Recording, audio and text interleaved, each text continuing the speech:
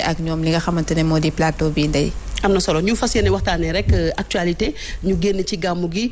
ñu gis suñu chef religieux yi comme ça su nekk rek ñu génne ay discours yu am solo jëmale ko ci askan wi loolu yëpp dinañ ko waxtaanee waxtaan itam ci njàng mi ak jàngale bi ndax discours xalif général des Tidianes bi yoon njàng mi ak jàngale bi fës na ci torop waaye itam dinañ waxtaanee wàllu politique ndax xam ngeen ni élection locale yi léegi mu ñëw lépp maa ngi doon wax léegi ci sama njëlbéenu wax muy discours bi nga xamante ne ni xalif général des Tidianes def na ko Serigne Babacar Sy Mansour tey jii boo xoolee discours am nga méngale ko situation bu Sénégal aujourd'hui lan ngeen ci mën a jàngatal. Merci Ndeye Dime di rafetlu discours boobu rek te di wax ne comme ni ñu koy waxee rek ñu ko olof yi di waxee ndox du bàyyi yoonam.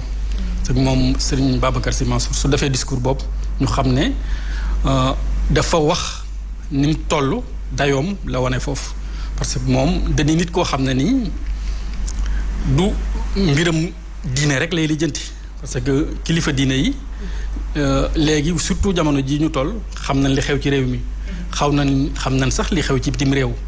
xam nañ liy doxal réew xam nañ li indi ay obstacle ci réew tey nag bu jëlee discours am jël ko dugal ko ci éducation dugal ko ci yaru xale yi dugal ko ci mentalité yi ni war a doxee ak réew mi nan lañ mën a def ba mu progresser je pense que loolu du bett kenn ñuy rappeler rek ne ci màggal gi tamit gis nga sëñ Mountakha discours am bi yëpp daf ko def ci ñu nan la ñuy def ba élection yi apaisé am élection apaisée nan la ñuy def ba violence ak yenn jafe-jafe yi war a xew ci réew mi te man fee xew ñu fexe ba loolu du fi amati donc discours sëñ Babacar Sy Mansour bi loolu lañ ci gis léegi nag discours yàgg na fi waaye nag application discours bi ak ni ñu koy déggee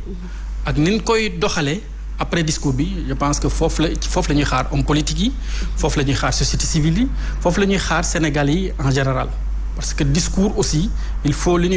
joindre l'acte à la parole bu mu bëggee mbir yi avancer mais kilifa diine yi moom li leen war dañ koy def dinañ wax ba wax jotee mais léegi ñiy jëf nag mooy ñi yor réew mi ak ñi nekk ci opposition bi ñi nekk ci société civile bi ak sénégalais bu nekk ak responsabilité am parce que loolu bu ñu ko xoolaat ko ku nekk doit se sentir concerné kon mbir mi dina dox. waaye bu situation économique sociale du pays aujourd'hui boo koy xool maa la koy wax léegi ak discours bi dafa mel ni Sénégal booy xool féppay métti parce que wax nañu ci mbirum njàng mi ak njàngale mi mais wax nañu tamit ci wàllu wér-gu-yaram bi wax tamit ci emploi des jeunes ak barsàq loolu yëpp aujourd'hui ça donne quoi. c'est très difficile loolu li ñuy wax na redondance la sax boo fi nekk naan affaire yi métti na. parce que mbir yi dafa métti woon avant coronavirus mais coronavirus bi mu ñëwee. reyul ay nit rek mais dafa gën a rey économie gën a rey santé surtout dafa nekk révélateur loo xam ne nii day gën a wane suñuy jafe-jafe parce que coronavirus bi tax na ñu gën a xam suñu santé dara amu ci li ñuy wax ne c'est la santé sénégalaise est une santé malade ñiy faj amuñu motivation parce que moyen yu ñuy faje dafa manqué ñoom ci seen jëmmi bopp li ñu leen war a jox pour ñu gën a nekk à l'aise dafa manqué booy xool économie bi tamit économie bi metti na trop parce que am na entreprise yu bëri yoo xam ne nii fayatun seeni employés ñii dem nañ fayit ñii ñoo ngi chômage boo xoolee ci maanaam sur le plan social gis nga Barça wala Barsax dafa ñëwaat même si ay contraintes yu bëri teg nañ ko pour bañ a dàq xale yi bañ a dem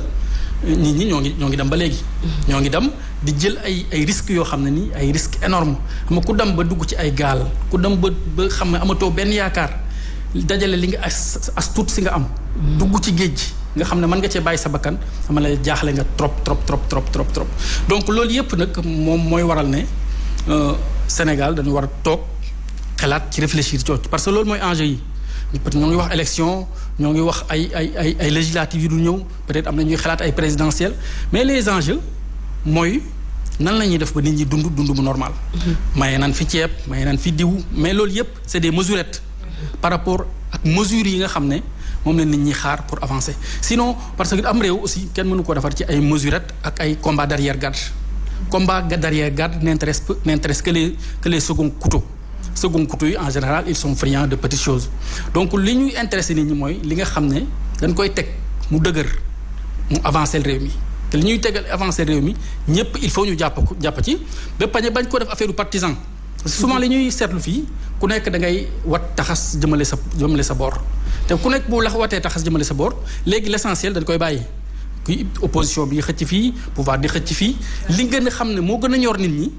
buñ ci wax lañ ci wax bariwul wala moos buñ ciy wax ça ne mobilise pas beaucoup de monde je pense que enjeu bi c'est ça ñu fexe ba li gën a am solo suñ ressources naturelles yi suñ pétrole bi suñ gaz bi nit ñi wax ci ñu xam nan la ñuy def ba Sénégal nga xam ne am na ay richesses mu bañ a mel ni li ñuy wax l'image du mendiant assis sur une